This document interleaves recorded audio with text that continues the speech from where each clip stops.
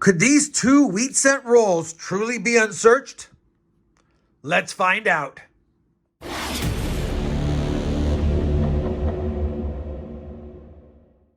Hey everyone, it's Rob Finds Treasure and welcome back to the channel. I've got maybe a fun video today. I'm also a little bit skeptical, but I got a couple of supposedly never been altered, tampered with, unsearched wheat cent rolls from the Jubilee Arcade in what's now a demolished amusement park in Flint, Michigan. Now, I'll tell you right now, I don't know what's going on with these. I don't have the whole backstory, but I had a subscriber reach out to me on January 5th at 6:50 p.m. and sent me an email, and it's kind of long-winded, but there's a backstory here, so I figured I would read from this email to tell you the backstory on these rolls for those that have interest in that. If you don't have interest in the backstory, you can fast forward. I'll have timestamps of when I actually open up at least one of the rolls, maybe two in this video. All right, you guys can probably read along with me, but I'm going to kind of read this and paraphrase it a little bit. In the 70s, my friend who collects old carnival type things, wooden and steel games and signs, pinball machines, etc., went to an auction and bought a bunch of old games and boxes of parts. Lots of everything, and he thought it was all old carnival games and parts, not boxes of penny rolls. There was silver in the bottom of a few boxes too. One of these had a semi-squash box, and he gave me some of the pennies, and I saved them until sometime after high school. I remember saving a 32D and an 09S, no VDB, dang it, and a few Indian heads. He said he couldn't figure out why the newest coins were from 1956. We have both moved multiple times since then, and we were talking one day about being old guys now and getting back, kind of, into coin collecting.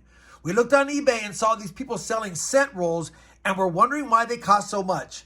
He said he should just sell all of these cartons he has been lugging around for 20 to 30 years. We have watched a lot of your videos on YouTube, and I personally think you know a whole lot more than most, so these rolls came from an amusement park in Flint, Michigan called the Flint Amusement Park. We did some research, and it was opened in the 1920s and closed in 56 or 1957. Really quick side note, I went ahead online and did some of my own research. The Flint Amusement Park actually opened in 1921 and finally closed their doors in 1961. Anyway, apparently inside this park, there was a Jubilee Arcade. I talked to a fairly old guy in his 80s, some 20 years ago, and he said he had worked at a similar place and told me that they used a courier service to drive huge loads of change to and from places like this when they ran out of change for the machines. These boxes are printed with 25 cents Jubilee Arcade. That's why you can see the Jubilee Arcade stamped on these wheat cent rolls. And I looked for information about it among old amusement parks but found nothing, so I'm guessing that was the name of the arcade within the Flint Amusement Park. Yes, it was. He brought two of the rolls over yesterday, and they are still completely sealed, solid at both ends, and looks like no one has ever attempted to tamper with them. Bottom line is, I wasn't even expecting the rolls. They sent me some rolls, and I said that I would probably be interested in the whole lot depending on what they sell for. It just depends on A, what we find in them, and B, what they want for them. To wrap it up, he said, okay, that's it for now. I hope I didn't waste too much of your time. Thanks very much, John. P.S. Keep it up. Your videos are the best on YouTube. You're making me like the Wheaties again. Have a good one. John is the one I'm dealing with. Nate is the one who sent me the rolls. Nate is John's friend. Nate is the one who has the rolls. John just went ahead and reached out to me to get this whole thing started. So there you have it. That's the story. Listen, I know many of you watching this are thinking, okay, he watches you on YouTube. They saw on eBay the rolls sell for a lot. Could they possibly be sending me some altered or stacked rolls? That way they can have a listing that sells for more. I don't know. I don't want to distrust people first, but I am always skeptical like all of you. But if this story is true and it all seems legit, the rolls look good, we should see some copper tarnishing, some staining on the inside of the rolls. If we don't see that, it doesn't necessarily mean that they're not original, but I'll be a lot more skeptical. Either way, based on all the rolls I've looked at, these ends look good. They definitely look good. The rolls look good. The story sounds good. The printing looks old And yeah, they look good to me. I am nervous about opening these rolls on camera because I'm afraid I'm going to mess it all up. And yeah, I'm just a little bit nervous, but I am going to do it. Let's go ahead and get the overhead set up. I'm going to choose the uglier roll first that has the fingerprint mark on it. And yeah, we'll get into it. Let me get the overhead set up. Let's keep our fingers crossed. There's some fun rolls. All right, here we go. One last look at the roll. Again, I have a backup one. We're going to open this one first. And as a quick reference, I'm not going to sit here and show you a whole bunch of wheat cents in slow motion or take a lot of time on every single one of them. We're just going to get into it. And if it's a common date, I'm going to move on and we'll see how this goes. If these rolls are all from that park and they're all wheat cents, we should see a few of the ones in the 50s look nicer, I would imagine. And the ones earlier be less circulated than normal. But keep in mind, collectors have been pulling out better dates forever. So I'm not really expecting better dates, but I'm definitely not expecting just a bunch of 40s and 50s. There should be a majority of them from those years, but we should also see some earlier common dates as well. I say that, but you never know what's in here. I'm doing this slow because I don't know why. I'm just trying to keep the wrapper intact, I guess. And it is really tight, as you can see. It's super tight unraveling. So that's always a good sign. Definitely super tight unraveling on this one. And I don't know if I'm going to be able to get these out this way because this thing is a brick. I may have to destroy this roll to get them out. Well, the front one's a 1941. I always check my 41s for the 41 DDO that I have listed on the mat. You can see the 1941 right there. But I'm not going to do a variety search in this clip. I will just go through the roll and see. Yeah, man. Ugh. I don't think I can get them out without ruining the roll. Well, can't do much without ruining the roll. So we're going to have to ruin the roll. All right, here we go. We're tearing it apart. Hopefully I can see anything inside the roll by doing it this way. Don't see anything as far as discoloration yet. Let's just take a quick peek. 1941P, 1944S, 1952D, 1935, I believe that's a Denver, and I'll have to quickly just check myself. No, 35S, that's a slightly better date. 1944. We do have a 1910, that's common though. 34 Denver's not bad.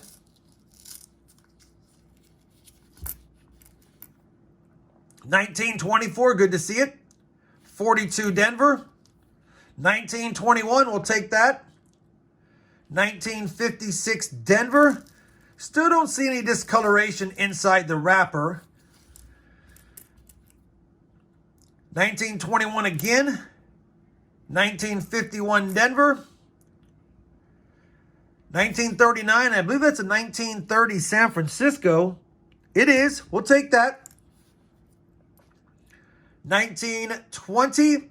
1919. So far, there's definitely a good mix of years. Everything's fairly common for the most part. 1919, 1950 San Francisco, 1923. There's a nicer 56 Denver. 1954 Denver. Man, these rolls are super tight. 1926. 1928 Denver. I'll look at that one in a second. 1948, thought it was a 45. 1951S.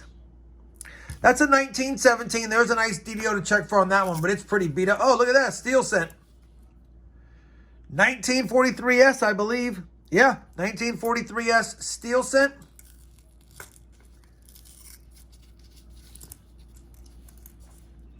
1944, 50 Denver, 1919, 1946 Denver, 1945, 1928, 39, and A 39S, slightly better date.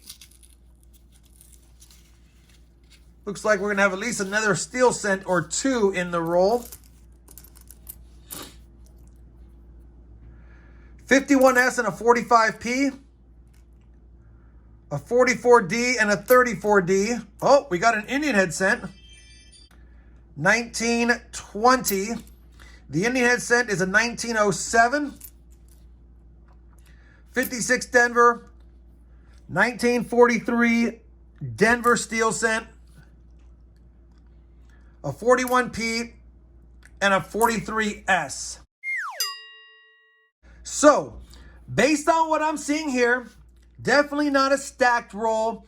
I mean, if I was buying a roll on eBay and I was able to get 3 steel cents, a few better dates, an Indian head cent, that looks like the common 1909, 1959 roll that you would see. You also got one shiny one as typical.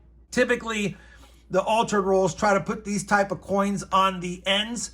You know, a nice wheat cent reverse on one end, an Indian head cent on the other, or a decent steel cent in there. But overall, mostly common. Some stuff from the teens and the 20s and the 30s. Of course, the 40s and 50s. This is what I would expect to see on a roll that I would pay probably $12.99 to $15.99 per roll on. Now, I know that's not the value in the roll. If you were to add up all this value, it's really not a lot because nothing is super fantastic looking. Nothing's in great shape. I mean, maybe this is a 25-cent coin. This might be near $1. Steel cents are common in this condition. So, I mean, you probably got $4 or $5 in value, but they have to ship it and everything. So, yeah, it looks fairly common to me. Nothing is awesome, but like I said before, doesn't mean it's not a truly unsearched roll. People were pulling collectible coins out forever. That's what we got in roll number 1. Before I do another roll, let me check off camera for any varieties and put them all on the mat, all sorted by decade. We'll get a better mix, or at least a better understanding of the mix of dates we got in this roll. All right, I've got all the decades represented up here.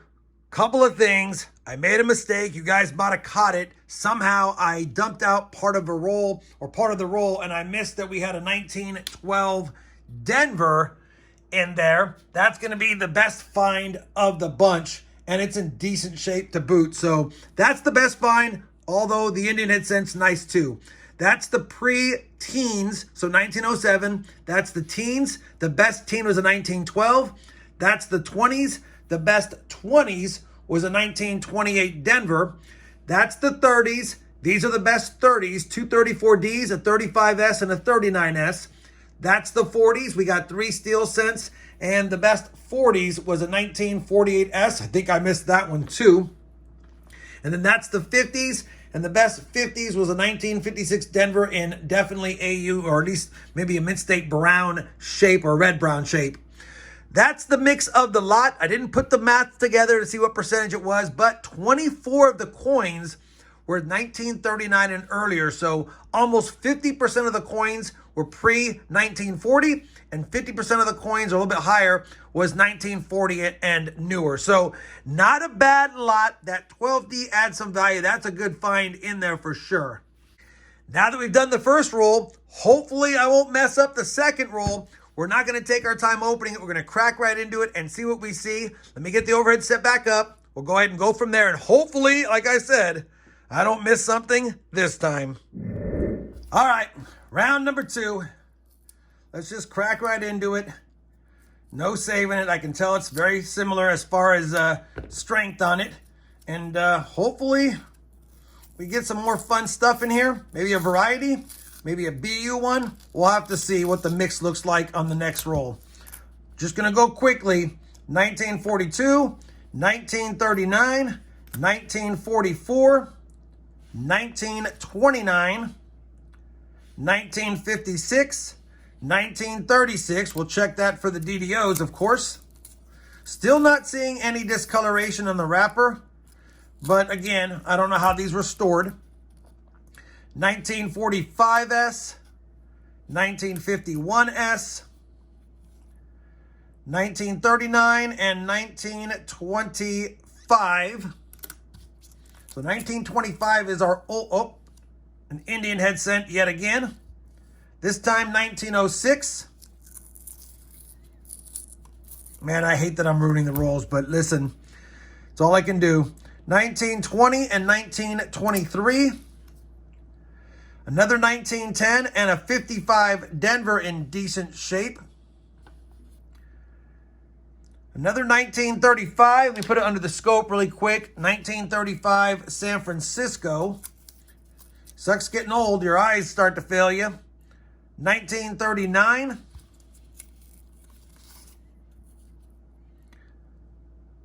That's a 1936 S, I believe. And it is. Slightly better date as well. 1916, it's been cleaned. And a 1929. 1945. Striking out a little bit in this one. 1945. Oh, a second Indian head cent. Ooh, an older one. 1897. We'll take that. That's the oldest find of the roll so far. Looks like a 1919 San Francisco. It is. The mint mark is fading, but it's there. We got our first steel cent. 1943 S again, I believe it is. 1917. Man, the mint marks are tough to see on these. 1917 Denver. That's what I thought it was. 1925. 1929. San Francisco. 1917. We'll check that for the DDO. A really nice 1943. I can't tell if it's been replated or not. It looks like it's been replated with zinc. I don't know when they first started doing that, but it looks like it's been replated to me. Looks like it's been replated. Let me just double check. Yeah, you know, I'll show it on the scope later, but it looks like it could be a replated, zinc replated cent. Might not be, but it just looks a little bit off as far as color. We got another Indian head cent coming up. 1954 S. Another 34 Denver. A 1902 hold Indian head cent. We'll take it though. 1924 Philly. Getting to the end here. 34 and a 21. 34 has a DDO. I'll check that later. A 48 and another 36. Check that for the DDO. Just about there. I can push them out now. Hopefully I don't skip one. All right. 1926. 1956 Denver. I am checking the 56Ds for the RPMs as well. 44 Denver and a 53. Check that 44D. 1944 and a 1951 Denver. A 46 and a 26. A 19 and a 21. And finally, a 1920 and a 1941. You know, slightly better roll. We didn't get the 12D. We didn't get any key dates or semi-key dates in this one. But 3 Indian head cents and a nice steel cent is always welcomed. Let me go ahead and do an off-camera search for varieties. I'll bring it back. I'll get them sorted. And I'll tell you what the best finds of the 2 rolls are in total and what I think the value in the rolls are. All right, I've checked for any varieties. Unfortunately, no varieties found. I've got the best finds of every decade listed. Nothing from 09. We got a 17S and a 19S, and the 12D is the best find of the teens. A 1928 Denver's the best find of the 20s. The 30s had some decent finds, but they're all not that great a condition, so they're pretty much just wheat pennies. But 3 34Ds, 2 35Ss, a 36S, and 2 39Ss. The 40s, we got that nice 48S in relatively nice shape, and we had a nice 1944 in there as well. And the steel penny that after further inspection, I'm not quite sure, to be honest, because it has odd toning. It could be original, but when I put it under the scope, and I'll show it to you guys under the scope, it just has a lot of reflectivity, which is normal on them, but it's hard to tell because of that right there. You have some, looks like replating doubling. It could just be strike doubling, but didn't see a lot of strike doubling on the 1943 like that. So that's what was odd, as well as a little bit of that bleeding doubling around Lincoln's bust, basically. But I could be wrong. It doesn't have the I've been totally replated look to it, but it definitely has a different look than they normally do. But it could be because it was trapped in a roll for a long time and it has a little bit of oxidation. So we're going to call that what it is for now, maybe an original one. And then the best from the 50s, again, was that 56D. And then, of course, getting 4 Indian head pennies, 1897, 1902, 1906, and 1907 is pretty good. Based on what I see here, if there wasn't the backstory and it wasn't something that I bought into, I would say these are $15 value rolls. In other words, a lot of people sell rolls similar like this with an Indian head cent ender or a steel cent ender or better date ender or an 09 VDB ender where it says VDB, around 15 bucks on eBay. So that's what I would expect. Maybe a buck or two more because there's a pretty good mix of dates here. Most of the 1909 to 1958 rolls you see are more like 25 to 33% pre-30s or pre-40s, and the rest are in the 50s and 40s. Whereas this one's almost 50-50 down the middle. And if I slide these over, it's definitely 50-50 down the middle. So not a bad assortment, about what I would find in most rolls for 15 bucks, minus a few extra Indian head pennies. All that being said, if the story is legit and I got 2 random rolls that just happen to be not so great, I would imagine if the seller listed them for a little bit more and had some good finds with good reviews, they probably would get higher prices down the road. But that's assuming the story's legit and assuming there's good finds down the road. If I were to sell rolls like this and I knew it was legit, I probably would offer them up with the story, a handful of them, like 10 of them, for like 30 bucks. See what the reviews say. If the reviews are good, maybe bring up the price a little bit more. If the reviews are bad, consider dropping the price. That's just my 2 cents or my 100 cents worth if the guys who are watching this video are wondering. Either way, thank you, John and Nate. I had a fun time going through this. Kind of a long video, but if it was an epic set of rolls, I definitely wanted to document it for myself and for future generations that might watch these videos down the road. At the end of the day, hopefully you guys still enjoyed this 2-roll wheat penny roll hunt. And if you did, you know I certainly would appreciate that thumbs up. And as always, everyone, happy hunting and thanks for watching.